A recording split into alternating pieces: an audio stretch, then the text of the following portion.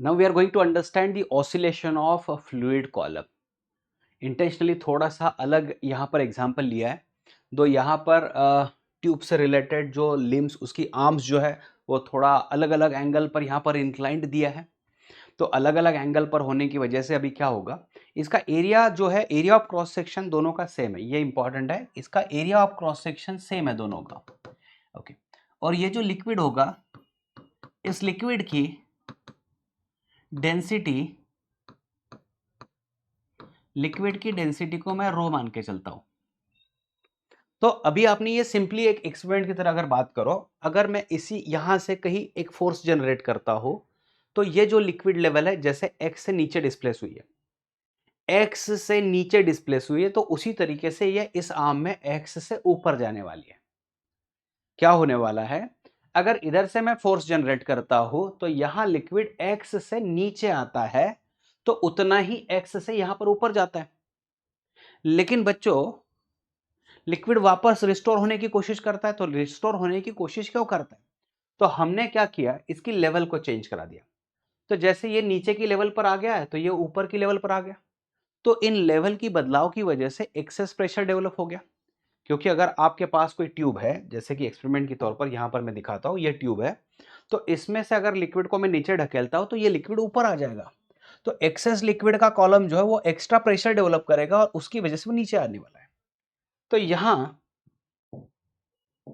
इस सिचुएशन में क्या करते हैं कि जो रिस्टोरिंग फोर्स डेवलप होने वाला है, that is negative change in pressure multiply by area of cross section. यही फॉर्मूला क्यों लिया, क्योंकि देखिए लिक्विड कॉलम के लेवल में बदलाव हुआ है। लिक्विड कॉलम अगर बात करें तो ये x से नीचे आया है, लेकिन हाइट वाइज अगर बात करें तो यस, ये ऊपर से नीचे h लेवल आया है और ये नीचे से ऊपर h2 लेवल पे गया है। मतलब एक्चुअल में लिक्विड की लेवल, एक लेवल h1 से नीचे आई है और दूसरी h2 से ऊपर आई है। मतलब total h1 plus h2 height में बदलाव हुआ है। आप इस बात को समझो, लिक्विड x से इंक्लाइंड नीचे आया था, x से इंक्लाइंड ऊपर गया, ये लेवल तो सेम ही है दोनों तरफ। लेकिन लेवल वाइज मैं बात करूं तो यहां ट्रिग्नोमेट्री के हिसाब से अगर बात करें तो देखिए ये x था, ये h2 है और यहां पर ये θ2 है, तो यहां θ2 डाल दिया, तो h2 की वैल्यू x साइन θ2 मिल गई। उसी तरह यहां से इसको डिस्प्लेस x से कराया था और ये h लेवल, हॉरिजॉन्टल लेवल उसकी x h2 से h1 से चेंज हुई है, ये θ1 था, तो यहां पर भी θ1 बन रहा है। तो h1 की वैल्यू x साइन θ2 है, एक्सट्रीमली सॉरी, साइन θ1 है। h1 की वैल्यू x साइन θ1 है। तो मुझे क्या दिख रहा है, एक h1 से नीचे आया, दूसरा h2 से, और h1 h2 दोनों सेम है क्या, तो दोनों सेम नहीं है, दोनों सेम नहीं है, दोनों थीटा डिपेंडेंट है। तो इसकी वजह से हुआ ये कि लिक्विड की लेवल में, देखिए लिक्विड की लेवल में, लिक्विड की लेवल में बदलाव आया है। कितना बदलाव आया है, तो ये h1, क्योंकि h1 से लिक्विड नीचे आया तो इसके ऊपर h1 और इसके ऊपर h2, इतना एक्सेस लिक्विड का कॉलम बना है। आपने फ्लूइड मैकेनिक्स में पढ़ा है कि लिक्विड इंक्लाइन ट्यूब हो या कोई ऐसे भी ट्यूब हो, कोई दिक्कत नहीं है, आपको दो लेवल के बीच का लेवल चेक करना है, हाइट चेक करना है प्रेशर डिफरेंस के लिए। तो यहां प्रेशर डिफरेंस इंक्लिनेशन पर डिपेंड नहीं है, इस हॉरिजॉन्टल लेवल के साथ में ये ऊपर लिक्विड की लेवल कहां तक आई है, तो h1 प्लस h2। तो इतना जो लिक्विड एक्सेस दिख रहा है मुझे वर्टिकल, इस लेवल से वर्टिकल समझ लो, ये इतना एक्सेस लिक्विड जो है वो प्रेशर डेवलप करने वाला है इन अपोजिट डायरेक्शन, क्योंकि ये नीचे से ऊपर गया और प्रेशर ऊपर से अभी नीचे उसको ढकेलने की कोशिश करेगा। तो F is equal to negative, तो प्रेशर है कितना, तो प्रेशर का फॉर्मूला कैसे दिया जाए, तो मैं इसको यहां नीचे ला देता हूं, F is equal to negative, तो एक्सेस प्रेशर है कितना, H रो जी, प्रेशर जो होता है वो H रो जी, और यहां पर टोटल लेवल में बदलाव हुआ है H1 प्लस H2, तो H1 प्लस H2 रो जी, सॉरी H1 प्लस H2, हाँ right, extremely sorry, H1 plus H2 rho जी, ये इतना प्रेशर डेवलप हुआ है H रो जी, तो H1 plus H2 rho g into that area of cross section. अच्छा, तो is equal to negative H1 की जगह पर x साइन θ1 प्लस यहां पर H2 की जगह पर एक्स साइन थीटा 2 और यहां पर रो जी और एरिया ऑफ क्रॉस सेक्शन। इनमें से मैं x को कॉमन निकाल देता हूं तो माइनस इन ब्रैकेट ये लिख देता हूं मैं sign theta 1 plus sine theta 2 और रो जी ए और x को बाहर निकाल देता हूं।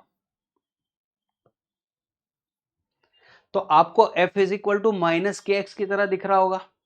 f इज इक्वल टू अगर कंपेयर करें f is equal to minus k x की तरह कंपेयर कर ले तो आप k को इस पूरी टर्म से रिप्लेस कर देते हो और फिर टाइम पीरियड का फॉर्मूला आता है t इज इक्वल टू जो कि twice by root m by k था। तो twice by root m by k, तो m कितना है? देखिए ये पूरा जो लिक्विड दिख रहा है, ये पूरा लिक्विड दिख रहा है, इस लिक्विड का मास है m।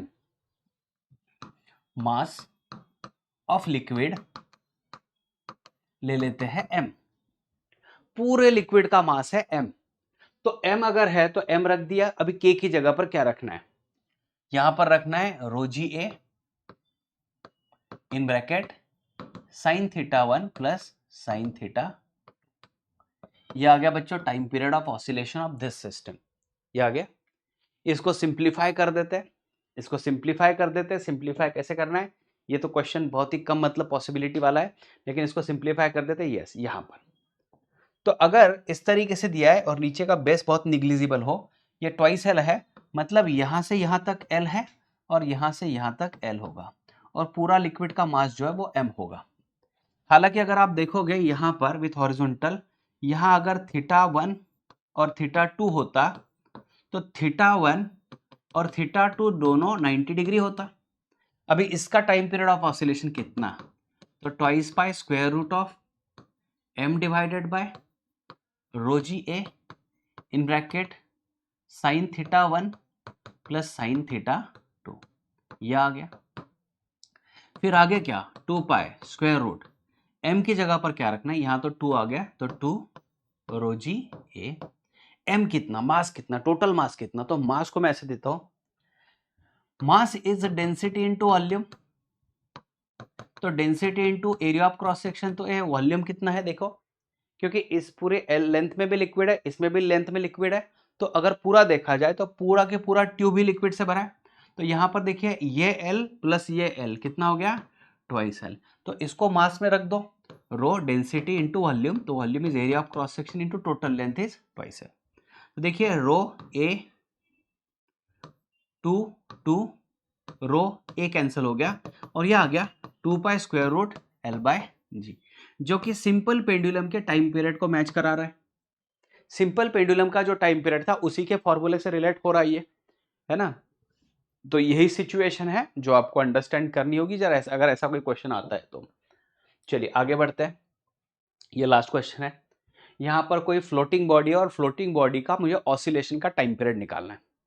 कोई एक ब्लॉक है, जिस ब्लॉक का मास मैंने m ले लिया, इस ब्लॉक का मास मैंने m ले लिया, और ये जो है पूरी चीज, यहां पर जो लिक्विड दिख रहा है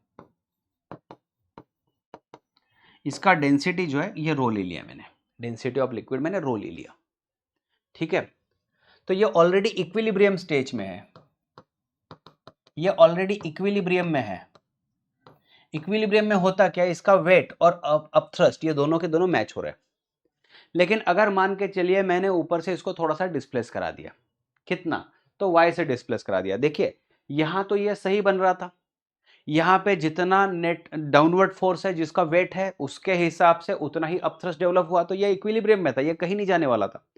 आपने जैसे ही इसको डिस्प्लेस करा दिया, आपने इसमें एक्स्ट्रा फोर्स डेवलप करा दिया, मैंने उसको नीचे ढकेला, नीचे का थोड़ा लिक्विड जो है कितना, ये इतना वॉल्यूम लिक्विड का, यहां से इतना वॉल्यूम सराउंडिंग में 3D स्पेस में इतना एक्सेस वॉल्यूम ऑफ लिक्विड जो है वो डिस्प्लेस हो गया।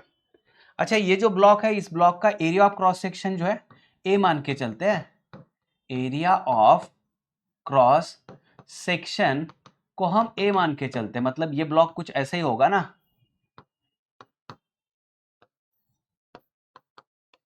तो इसका area of cross section A मान के चलते हैं। तो अभी क्या होगा, जो एक्सेस अपथ्रस्ट आ रहा है निगेटिव ऑफ डिस्प्लेसमेंट, तो अपथ्रस्ट कितना आ रहा है, तो यहां पर देखिए वॉल्यूम ऑफ बॉडी इमर्स्ड, तो excess volume of liquid displaced मैं बोल दूंगा। वॉल्यूम ऑफ बॉडी इमर्स्ड, तो एक्स्ट्रा में मुझे बात करना है, तो यहां पर पहले तो इक्विलिब्रियम चल रहा था, ये एक्स्ट्रा लिक्विड जो डिस्प्लेस किया उसका वॉल्यूम मुझे निकालना है। कितना? तो y multiply by a, v, इतना वॉल्यूम लिक्विड का डिस्प्लेस हुआ और डेंसिटी ऑफ लिक्विड डिस्प्लेस हुआ इनटू g, तो इतना अपथ्रस्ट डेवलप हुआ, इतना एक्स्ट्रा अपथ्रस्ट डेवलप हुआ है, इतना एक्स्ट्रा अपथ्रस्ट डेवलप हुआ है।